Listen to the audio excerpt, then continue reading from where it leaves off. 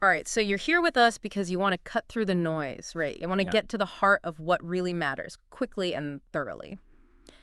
Today, we're going to be tackling a challenge that a lot of you guys face, Mm-hmm. speaking English more fluently and with real confidence without overthinking everything. Yeah.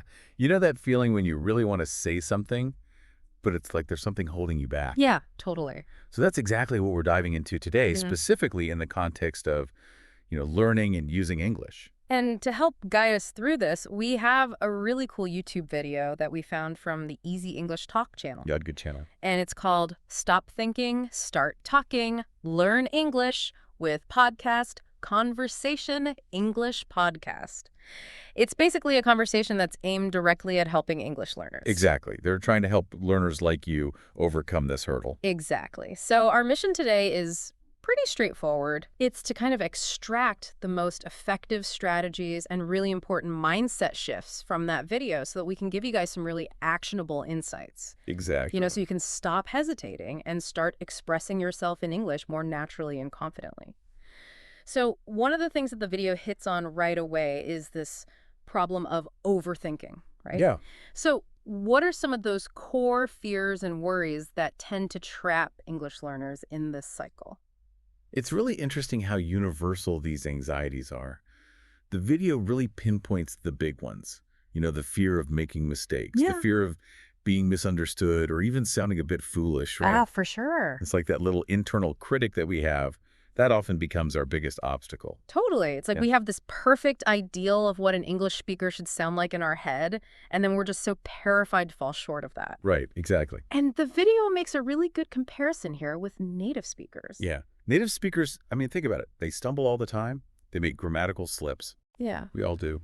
Sentences aren't perfectly formed, but they keep going. right. They don't let it stop them. And that's the crucial difference. As the video highlights, they're not getting stuck in that trap of overthinking every single word before it comes out of their mouths. Right. It's not just fear, though, is it? I think the video also touches on the fact that some of the methods that a lot of learners use can actually be contributing to this hesitation, this whole idea of translating from your native tongue. Yeah, if you're consistently translating word for word in your head Mhm. before speaking English, then it's naturally going to slow down your response time. Right. Right? By the time you've mentally constructed this perfect sentence in your head, the conversation might have already moved on, Totally. and that leads to frustration. Yeah. And then you're just less likely to participate. And then the lack of confidence just becomes this self-fulfilling prophecy almost, doesn't it? I'm worried about my accent. I don't think my vocabulary is broad enough. Yeah. And then that just keeps feeding back into itself. Yeah, absolutely. The video explains how these concerns can lead to silence, and unfortunately, that silence just makes the problem even worse. Right. Right? The less you speak, the more apprehensive you become about speaking.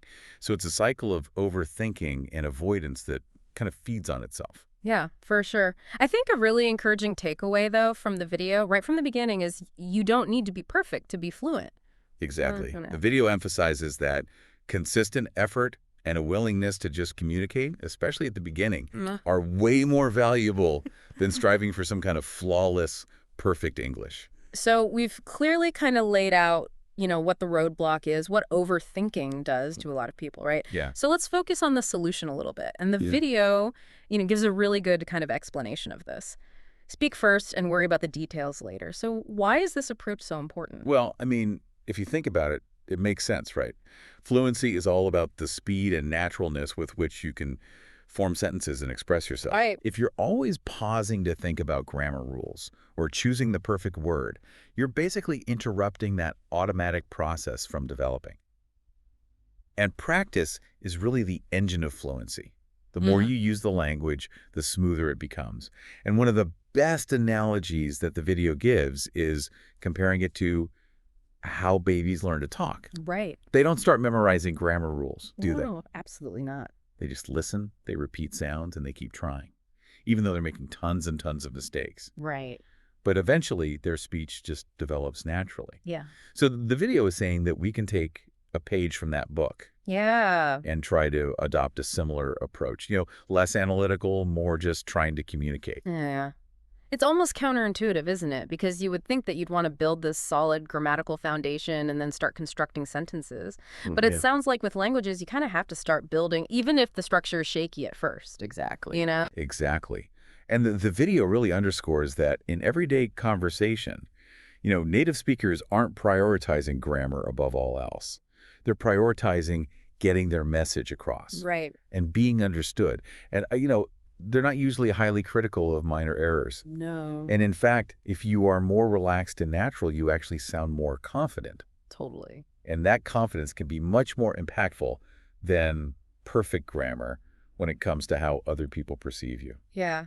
And let's be honest, native speakers make mistakes all the time, too. Yeah, all the time. We all do. So, I mean, if a native English speaker can mess up their tenses or use the wrong preposition and still be understood, Right. why should English learners be held to this, like, impossibly high standard of perfect speech from the very beginning? Exactly. The key is to just keep practicing. Keep practicing and keep speaking. Let your brain figure it out. Yeah. So thinking less, talking more. That's Yeah. the principle, right? Exactly. So let's get down to some tactics. What are some of the actionable tips that the video gives us? So there's a bunch of really helpful strategies. And one of the first and most important ones is to try to think in English. Okay. So how do you even begin to make that switch? Well, the video suggests a really simple exercise, which is basically narrating your daily activities to yourself in English. Okay. So, for example, imagine you're making coffee in the morning. Yeah. You just say to yourself, okay, I'm getting the coffee beans. The kettle is boiling water. I'm pouring the hot water. Right. You're just making English a constant presence in your inner monologue. Yeah. Yeah. Just creating those neural pathways. Exactly. Yeah. What's another one? So another key piece of advice is don't worry too much about grammar, at least not at the beginning of a conversation. Okay, so I know a lot of learners, especially, they've been taught in a more traditional way. Right. Might find that a little unsettling. Oh, definitely. But, the video acknowledges that grammar has its place. Right. But during a conversation, the most important thing is to communicate, Yeah. to get your message across. So even if you have some grammatical errors, you'll probably still be understood. Yeah, absolutely. It's more important to keep the flow of the conversation going. Yeah. And again, the video is saying that the more you practice, eventually your brain will just start to internalize those grammatical structures. Yeah. So focus on getting the thoughts out, even if the sentence structure isn't perfect. Exactly. What else? So this one is another really big one. The video strongly advocates for practicing speaking by yourself. Okay, so talking to yourself. Yeah, pretty much. That might feel a little strange for some people. Yeah, the video actually talks about that. Okay. It recommends that you just stand in front of a mirror, have a conversation with yourself in the mirror, describe what you see around you. Okay. It's a way to get comfortable with the physical act of speaking without any pressure or judgment. So you're just getting used to, like, forming the sounds and getting comfortable with the words and stuff. Exactly. Okay, cool. What comes next? So another technique that's really interesting that the video highlights is called shadowing. Okay. Tell me more about shadowing. What is that? So imagine you're listening to a native English speaker. It could be from a YouTube video, a podcast, even a scene from a movie. Right. And as you're listening, you're immediately repeating what they say, trying to copy their pronunciation, their rhythm, their intonation, everything. Oh, wow. And you're trying to do it as closely as possible. Right. So it's like you're a vocal echo. Wow. Okay. And this is a really good way to develop a more natural flow to your spoken English. Okay. And you don't need a teacher for this. You could do this with any audio or video material. Yeah. Right. Mm. So it's a really powerful way to practice. So it's almost like you're training your mouth to move in that way. Exactly. And the sound to come out in a more natural way, like a native speaker. Exactly. Okay, cool. What about, like, when we're in a conversation, like, with another person? Right. Any advice for that? Well, one thing that the video advises is to keep your sentences simple. Oh, okay. So a lot of times, as you learn more and more, you might be tempted to create longer, more complex sentences. Yeah. Which is great. You want to challenge yourself. But what often happens is that's when the hesitation comes in. Right. When you're trying to construct this perfect sentence in your head. So it's perfectly fine to start with shorter, more straightforward sentences, just to keep that flow of the conversation going. Clarity and momentum are better than complexity in this situation. Yeah. You're keeping that conversational ball rolling. Exactly. Now, what about those times when we make mistakes? Yeah. Because it's going to happen, right? Oh, absolutely. Oh. And that's where the video really encourages us to embrace those mistakes. Yeah. Like really wholeheartedly embrace those mistakes. And I know that's easier said than done for a lot of learners. Totally. But why? Why is it so important to embrace those mistakes? Well, the video makes the point that if you're too afraid of making mistakes, you're just not going to speak at all. Right. And that's really the biggest mistake you can make. Yeah. Right. Because you're not getting that practice. Yeah, you're not getting that experience. And the video says, look, mistakes are proof that you're pushing yourself, that you're trying to use the language. Right. And they're totally natural and necessary. So instead of kind of dwelling on those mistakes, we should be looking at them as like stepping stones. Exactly. And that we're getting better over time. Exactly. Okay. So what else can we do to actively make ourselves more comfortable with the language? So another thing that the video really emphasizes is immersion. Okay. So surrounding yourself with English, even if you're not living in an English-speaking country. Exactly. So, listen to English podcasts, watch movies and TV shows, read English books and articles. Right. Really try to surround yourself as much as possible. So even that passive listening can really have an impact. Absolutely. Cool. Okay. And what's the final tip that the video gives us? So the last one is, it suggests setting a speaking challenge for yourself. Okay. So what kind of challenge? So it could be something really simple, like, 5 minutes a day. Mm-hmm. And for those 5 minutes, you just speak English continuously. Okay. And even if you get stuck, if you don't know the exact word, you try to find a different way to express the idea. Right. Paraphrase. Describe it using simpler terms. Right. Just to keep that flow going. Yeah. It's a really good confidence builder. Yeah, for sure. So, we've talked about the practical tips and changing our habits and how we approach practicing. Right. But the video also talks about mindset. Yeah. Mindset's huge. Yeah. So how can we develop a more confident mental approach to speaking English? So there are a few key mindset shifts that the video highlights. And the first one is understand that confidence actually comes from action. Okay. So a lot of people think, oh, I'll speak more when I feel more confident. Right, yeah. I have to wait until I feel confident and then I'll speak. Exactly. Yeah. But the video's saying that it actually works the other way around. Okay. Confidence comes from doing the thing, from speaking, Right. even if it's imperfect. So just start speaking, and then the confidence will grow from that. Yeah. So don't wait for that perfect moment.